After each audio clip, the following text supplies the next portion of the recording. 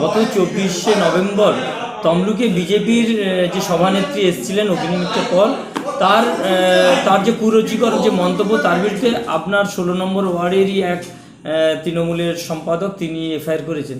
এ বিষয়ে আপনি কোঅর্ডিনেটর হিসেবে কি বলবেন? দেখুন, গত 24শে নভেম্বর তমলুকের জেলাশাসক অফিসের সামনে বিজেপির মহিলা মোর্চার একটা সভা ছিল। সেই সভাতে বিজেপির মহিলা রাজ্য সভানেত্রী অগ্নিমিত্রা পল যে ভাষায়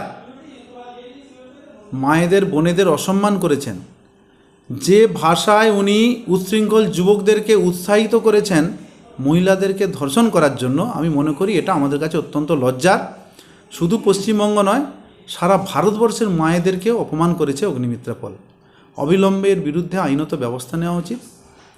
যে ভাষায় উনি বক্তব্য রেখেছেন, একটা রাজনৈতিক মঞ্চ থেকে বলছেন একটা দলের মহিলা যুব রাজ্য সভানেত্রী, যুবকদের গা গরম হয়ে গেলে তোমরা গিয়ে ধর্ষণ করো, এই ভাষা উনি উচ্চারণ করতে পারেন কি করে জানি না। উনি একজন মহিলা হয়ে অবিলম্বে উনাকে গ্রেপ্তার করা উচিত, উনার বিরুদ্ধে আইনত ব্যবস্থা নেওয়া উচিত।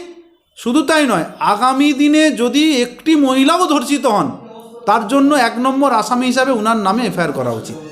আমি বলবো এটা আমাদের কাছে লজ্জা, এবং আমার 16 নম্বর ওয়ার্ডের একটি তৃণমূল কংগ্রেস কর্মী এর বিরুদ্ধে মায়েদেরকে সম্মানহানি করা না এবং এই ধরনের কুরুচিকর মন্তব্যের প্রতিবাদে যে এফআইআর করেছেন থানায়, আমি তার জন্য গর্ববোধ করি। ওই কর্মীর জন্য আমি তাকে সাধুবাদ জানাই এবং দলের তরফ থেকেও তার প্রতি সমর্থন রইল এই বিরুদ্ধে প্রতিবাদ জানানোর জন্য। আপনার নাম? আমি চঞ্চল কুমার খাড়া, আমি পূর্ব মেদিনীপুর জেলা তৃণমূল কংগ্রেসের সদস্য এবং কোঅর্ডিনেটর, তাম্রলিপ্ত পৌরসভা 16 নম্বর ওয়ার্ড।